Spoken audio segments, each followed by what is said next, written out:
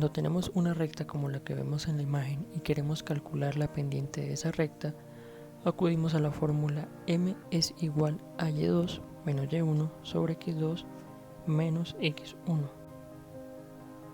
lo que es lo mismo que el cambio de y sobre el cambio de x. Para esto lo que necesitamos son dos puntos en la recta. El punto 1, que es x1, y1, y el punto 2, que sería x2, y2. Entonces con estos dos puntos podemos ahora sí calcular la fórmula de la pendiente y encontrarla en esa línea recta. Una característica de las líneas rectas, que es lo que contrasta con lo que veremos más adelante, es que la pendiente de una recta siempre es la misma. Su grado de inclinación no cambia. Recordemos que delta de y es el trazo vertical del punto x2, y2 y delta de x es el trazo horizontal del punto x1 y y1. Ahora bien, dividimos el cambio en y sobre el cambio en x y así es como sale la inclinación para esta recta. Ahora, si tenemos una curva como podemos ver en la imagen y queremos calcular la pendiente, notamos que el grado de inclinación no será el mismo de un punto a otro, por lo cual no tendría mucho sentido usar la fórmula anterior para calcular la pendiente dado dos puntos. Pero si suponemos lo siguiente, que conocemos un punto al cual llamaremos punto X y se me pide calcular la pendiente en ese punto y me pide calcular la pendiente en ese único punto, eso sí lo podemos hacer y es ahí donde entra el concepto de derivada. ¿Cuál sería la pendiente en ese punto? Bueno, pues la derivada de ese punto sería la pendiente de la recta tangente que pasa por ese punto. Como vemos en la imagen, la línea roja sería la recta tangente. Yo entonces podría calcular la pendiente de esa recta y tendría entonces lo que es la pendiente en ese punto específico de la curva. Pero la restricción que tenemos es que para calcular la pendiente necesitamos tener dos puntos y la recta tangente solo toca un punto, como podemos ver en la gráfica. Entonces supongamos que escogemos otro punto en la curva. Entonces tengamos en cuenta lo siguiente: el punto 1 es x y se mueve una distancia que es h. Nuestro punto 2 se llamaría entonces x más h, y si unimos estos dos puntos tendríamos una recta secante. Recordemos que h es un valor que podemos cambiar y hacer que este punto logre estar cada vez más cerca a nuestro primer punto, que era x. Como podemos ver en la gráfica, cada vez que nos acercamos más a x, h será un valor tan pequeño como por ejemplo 0,00001, y de ahí a ese otro punto sí podríamos calcular el límite en ese punto específico. Entonces nuestro primer punto x sería x, f de x, porque lo que sea el valor de x sustituye la función. Mientras que nuestro otro punto sería el punto x más h, f de x más h. Esos son los valores que sustituiremos más adelante en la función. Ya con esos dos puntos podemos ahora sí calcular la pendiente de la función. Y si aplicamos el concepto de límite que tenemos para una función lineal, podríamos tener que y2, que es f de x más h, sustituimos estos valores en la fórmula, menos y1, que es menos f de x sobre x1, que es x más h, menos x1, que es x. Eso nos quedaría entonces con f de x más h menos f de x, y cancelamos las x del denominador y quedaría lo anterior sobre h. Entonces esto que calculamos sería la pendiente en cualquier punto de la gráfica. Si conocemos el punto x, podríamos nosotros conocer ese límite, y como la h puede ir cambiando, esa h representará la distancia entre los dos puntos en x, y como es un número tan pequeño podemos decir entonces que es el límite cuando h tiende a 0.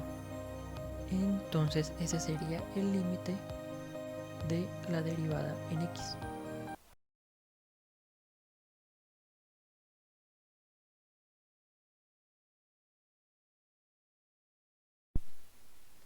Vamos a resolver a continuación un ejercicio acerca de costo e ingreso marginal. Entonces nos dan una función de costo y una función de ingresos. Y nos piden que determinemos la función de costo marginal e ingreso marginal. Asimismo, hallar los valores de x, que sería la cantidad de unidades, en este caso vendidas, para los cuales el ingreso marginal es 0. La función de ingreso marginal y la función de costo marginal. Primero vamos a hallar la de costo marginal, que es el costo que nos dan es 4x. Entonces la función de costo marginal está dada por 4, la cual es una función constante. Esto lo que no quiere decir es que la unidad de medida del costo marginal es dólares por unidad. O sea, no importa la cantidad de artículos que se produzcan, el costo siempre será 4 dólares por unidad. Ahora los ingresos están dados por 8x menos 0,001 x al cuadrado. Entonces los ingresos marginales estarán dados por su derivada. Entonces derivamos 8x, queda 8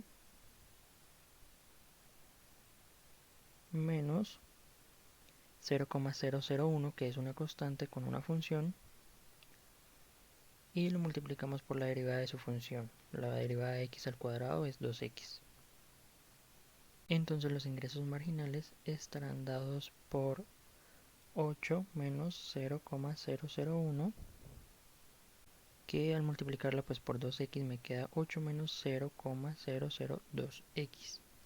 Y esta sería la función de ingresos marginales. Esta función depende de x, y x sería la cantidad de artículos vendidos. Ahora vamos a responder la segunda pregunta. Entonces, tenemos que responder cuando los ingresos marginales son ceros.